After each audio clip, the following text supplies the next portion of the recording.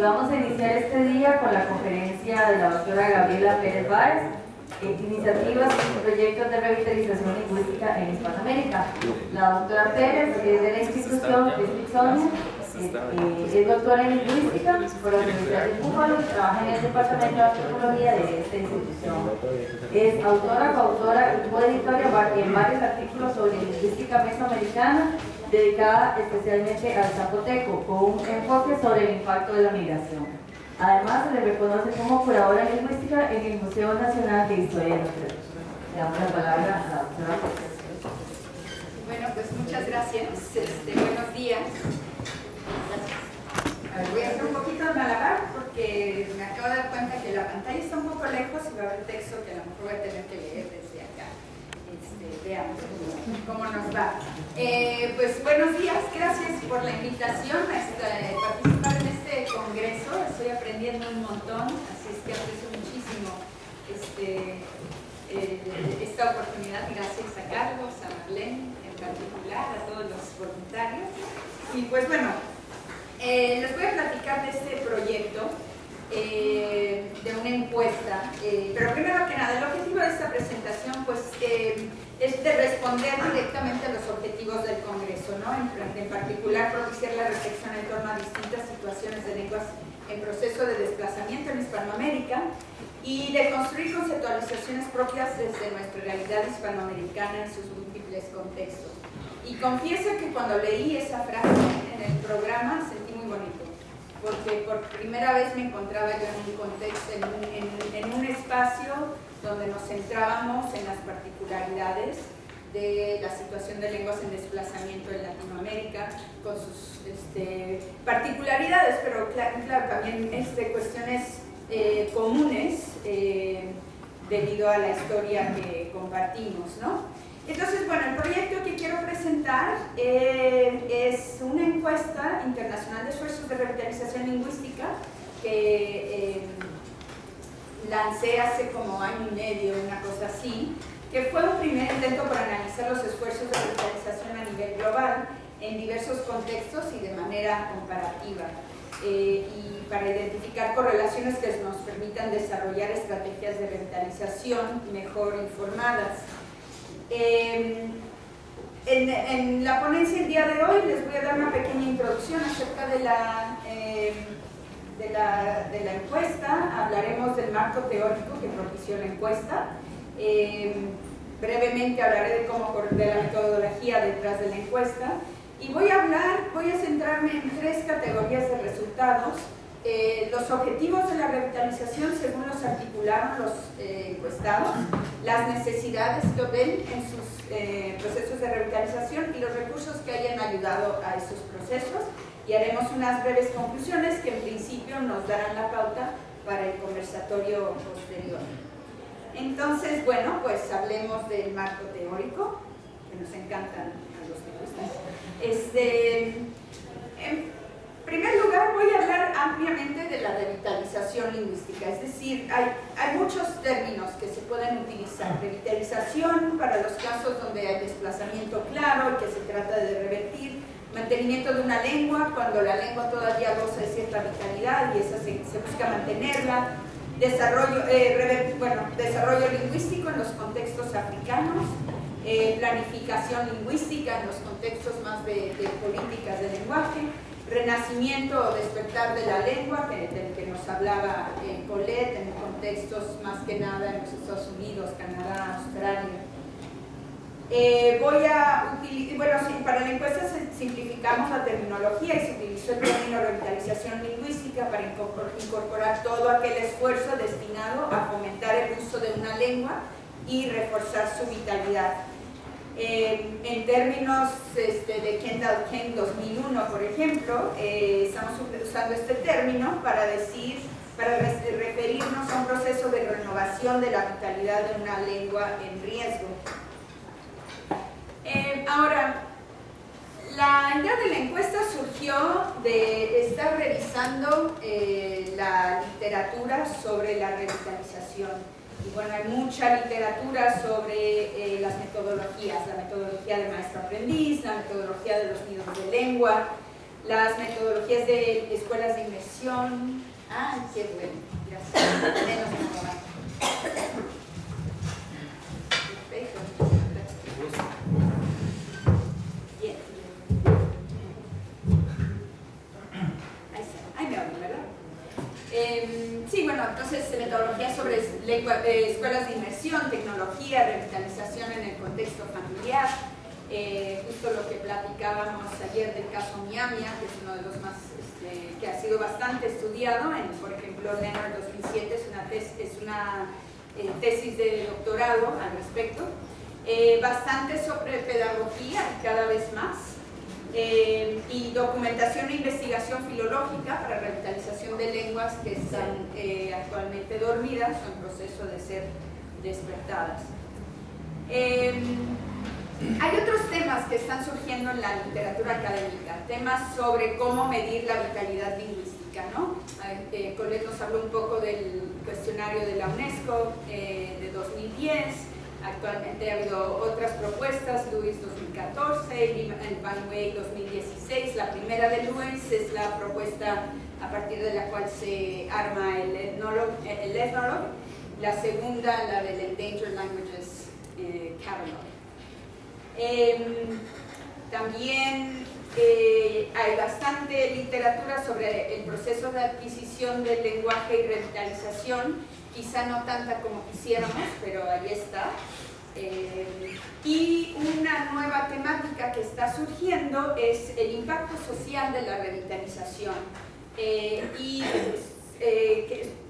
se centra sobre proyectos interdisciplinarios donde entran eso te va a interesar, buenas tardes, las ciencias médicas, las ciencias sociales, la antropología e incluso la lingüística, donde se puede demostrar a nivel cuantitativo y cualitativo que la conservación de una lengua y todo lo que eso conlleva tiene un impacto social muy tangible, ¿no?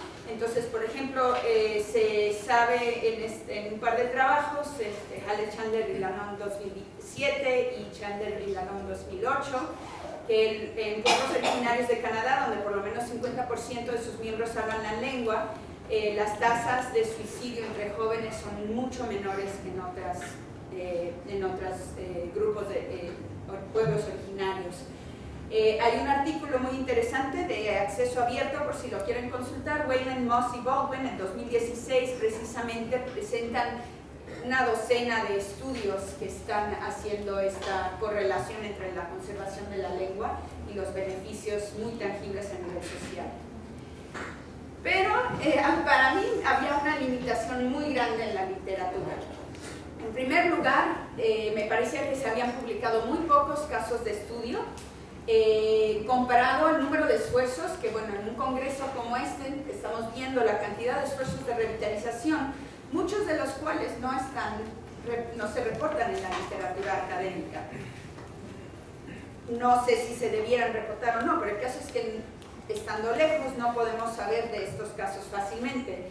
Además, los estudios de caso que estamos viendo en la literatura académica están muy centrados en Estados Unidos, en Canadá, Nueva Zelanda, Europa Occidental, cuyos contextos son muy distintos de muchos otros. Recientemente salió un nuevo volumen sobre casos en África, se me olvidó agregarlo aquí. Pero bueno, entonces empezamos a abrir campo, ¿no? O hace falta abrir campo. Además, muchos de estos casos se repiten mucho, ¿no? Entonces leemos mucho del caso del navajo, del caso del hawaiano, del caso del maori, que han tenido mucho impacto a nivel global en cuanto a motivarnos a hacer revitalización, pero no son los mismos contextos, ¿no?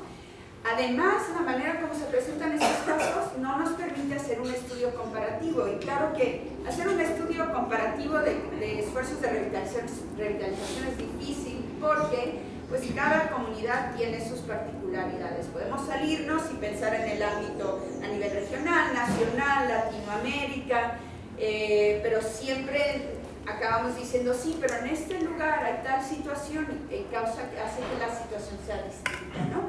Pero aún así, vale la pena, a mí me parecía que era importante poder comparar casos alrededor del mundo a diferentes niveles para poder aprender de qué parece estar pasando alrededor del mundo. Entonces, pues también había otras dos motivaciones. Una que, para quienes están al pie del cañón, y hay muchos de ustedes aquí, pues la revitalización requiere un gran compromiso, un largo proceso de aprendizaje. Ayer escuchamos de un proceso de 30 años plus. Es importante desarrollar una tolerancia al agobio, porque como decía Colette, pues ahorita en un año está todo fabuloso y el año que entra ya está la escuelita cerrada, ¿no?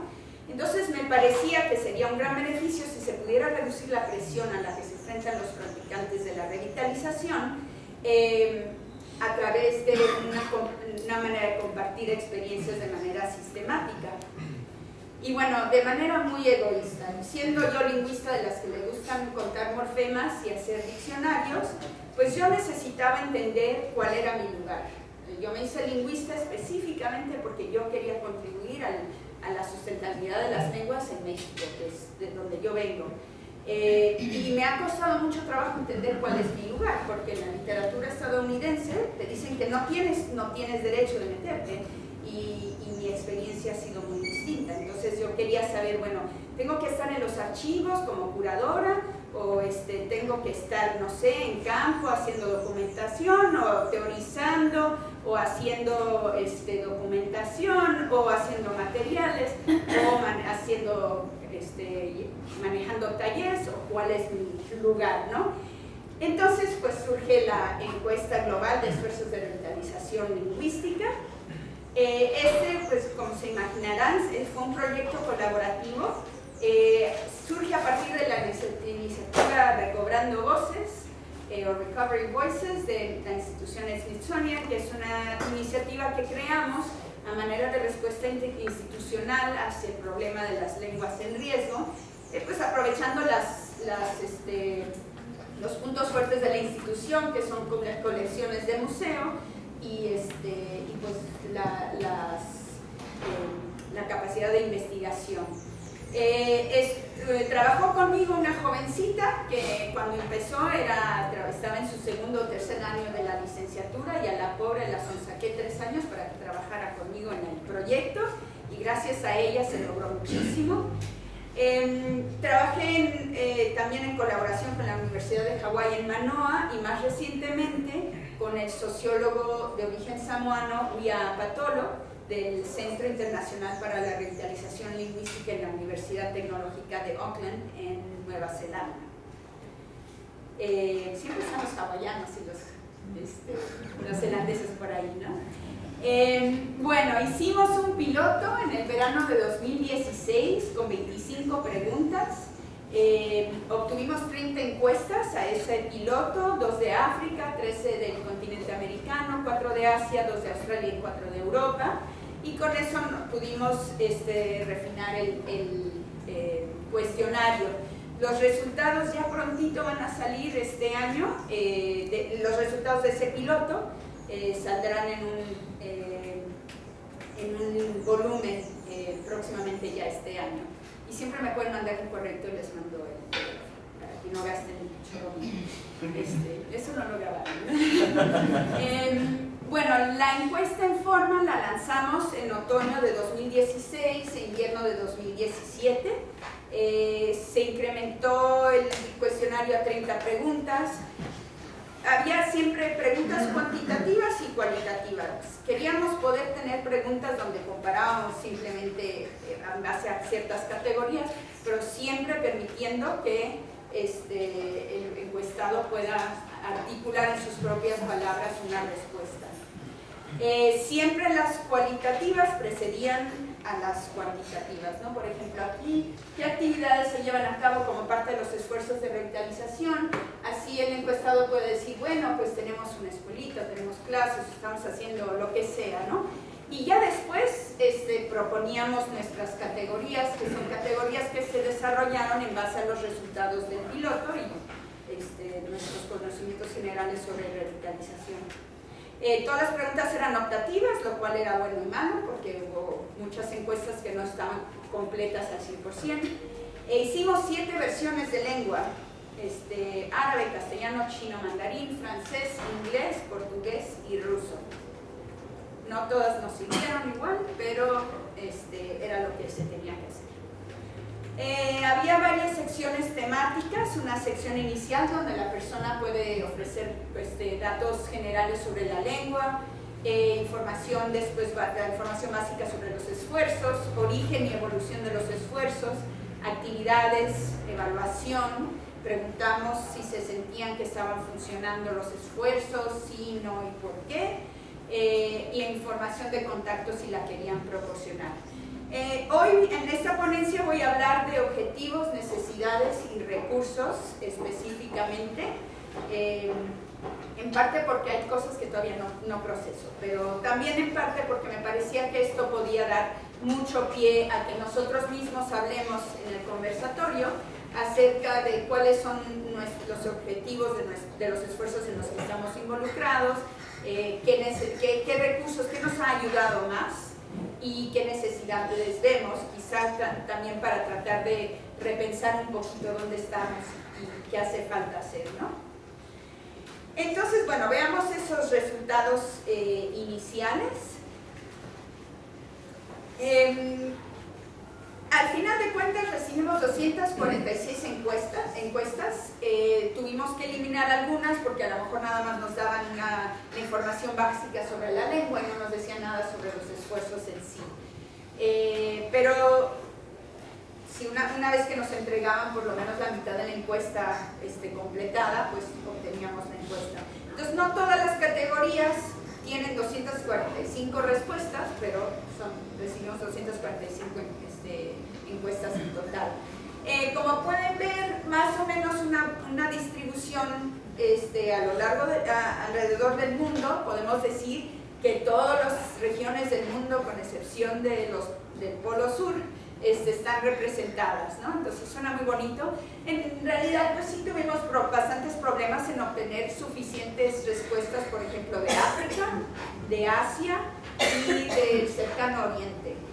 Aunque es impresionante, de estas dos, una de esas respuestas viene de Siria, ¿no? Entonces con eso me doy por bien servida. Podemos ver que en México, Centroamérica y el Caribe recibimos 37 encuestas, y de Sudamérica, la categoría 10, 35 encuestas. Estas categorías, por cierto, están basadas en la clasificación que utiliza el Endangered Languages Catalog. Una cosa que era importante para nosotros y que es una práctica estándar en las encuestas sociológicas es utilizar escalas que ya están establecidas, ¿no? No era nuestra intención recrear escalas, nos hubiéramos ahogado en ese esfuerzo. Bueno, una de las primeras preguntas que teníamos era ¿cuál es la vitalidad de las lenguas para las cuales se está llevando a cabo algún esfuerzo de revitalización? A nivel global, de las 200... quería también mostrar que, bueno, 245 encuestas obtenidas, eso nos dio 40,000 puntos de datos. Entonces, aunque pues tenemos huecos y por ejemplo África no está bien representada, etcétera, pues tenemos un titipuchal de datos, como diríamos en México. A nivel de vitalidad, entonces, de nuevo, esta es una escala, aunque no lo puse, lo siento. Esta es una escala que utiliza el Endangered Languages Catalog también. Podemos ver en la primera columna que a nivel global las dos categorías de vitalidad más representadas en la encuesta son las categorías donde hay pocos hablantes y son adultos mayores, quizá una situación como la del Rama, una situación que es muy prevalente en los Estados Unidos y en Canadá. Y la segunda categoría es pues el siguiente grado, donde la mayoría de los adultos mayores hablan la lengua, pero las generaciones siguientes no la hablan. Pero entonces cuando extraemos las encuestas que corresponden a México, Centroamérica, Caribe, Sudamérica, tenemos una distribución ligeramente distinta y las categorías más representadas pues son las de las situaciones donde hay algunos adultos en la comunidad que son hablantes, pero los niños no hablan la lengua. o la categoría donde la mayoría de los adultos son hablantes, pero generalmente los niños no hablan la lengua, ¿no? Supongo que esa es la situación, por ejemplo, del living. Entonces, se ve que hay quizá mayor vitalidad en Hispanoamérica que en otras partes que cuando vemos la encuesta a nivel global. Con el mismo tema quería ver cuántos hablantes más o menos tienen las lenguas que están representadas en la encuesta. Ya todos conocemos el problema de contar hablantes, pero era un esfuerzo para ver, bueno, qué tan grandes o pequeñas son las comunidades, etcétera, ¿no? Pueden ver entonces en el primer renglón que la mayoría, bueno, que hay bastantes lenguas aquí representadas hacia el final de la escala que tienen más de 100.000 hablantes. Otras dos categorías, ay, perdón, sí, estaba viendo que Elena hacía caras y dije, ¿por qué será? Perdón, entonces, número de hablantes, pueden ver en el primer renglón que la categoría más representada es aquella que tiene, cuyas lenguas tienen más de 100.000 hablantes. Eso me interesó bastante, porque bueno, al principio, sí, no sé, como que ha habido una tendencia a pensar que a lo mejor para que un esfuerzo de revitalización se lance, de verdad tiene que estar la lengua en una situación ya muy crítica.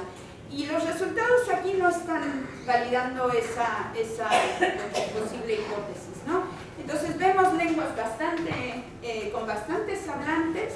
Hay otras dos categorías ya muy distintas, las categorías donde hay entre 100 y 999 hablantes y 1.000 y 9.999 hablantes.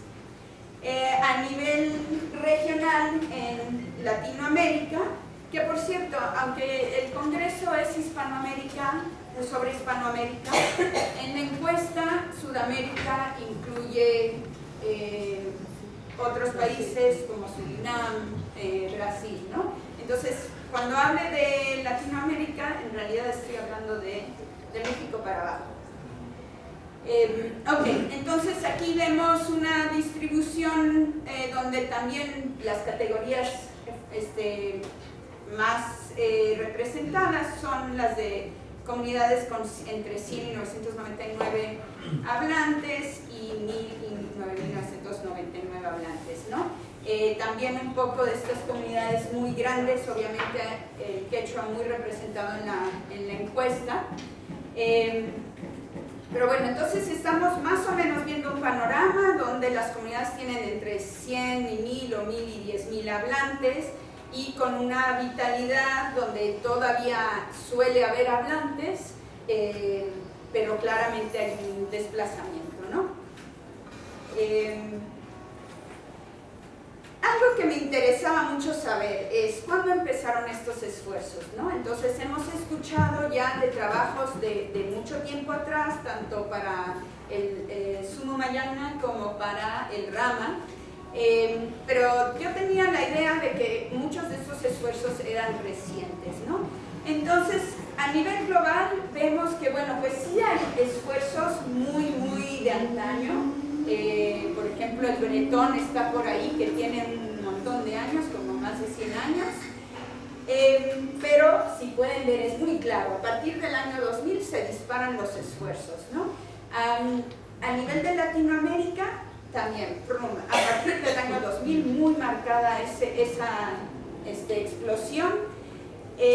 Podemos notar que a nivel regional, la mitad de los esfuerzos que reportaron un año de inicio comenzaron después del año 2010 en Latinoamérica, los todavía más recientes. Y también hay que notar que los esfuerzos a nivel regional en Latinoamérica constituyen la mitad de los esfuerzos que se documentaron a nivel global a partir del año 2010. Entonces, de esta última columna de 47, la mitad vienen de Latinoamérica. Entonces, con esta encuesta, y tengo que tener mucho cuidado en la manera como hablo de los resultados, no estoy diciendo, no estoy estableciendo una relación causa-efecto. Lo que estoy diciendo, estas son las tendencias que se observan al ver todas estas encuestas, ¿no? A mí me encantaría decir esto ocurrió y esto que lanzó todo esto. Obviamente dentro de la lingüística sabemos que en el 89 hubo una ponencia muy importante en la Sociedad Lingüística Europea, en el 91 en la Linguistic Society of America, con un artículo muy importante en el 92, pero al mismo tiempo, por esas fechas, también hay legislación a nivel nacional, etcétera, etcétera, ¿no? Entonces, sería muy interesante, y aquí quien quiera agarrar este tema para una tesis de doctorado, me encantaría que lo hicieran, porque aquí habría una posible oportunidad de analizar qué le dieron al elefante. ¿Quién le trajo el maní y de dónde salió ese maní? Yo no digo maní, digo cacahuate. Ok, hablemos de los objetivos de la revitalización. Yo me había ya cansado de que se hablaran de los objetivos de la revitalización, que no fueran los practicantes de la revitalización los que hablaran de los objetivos.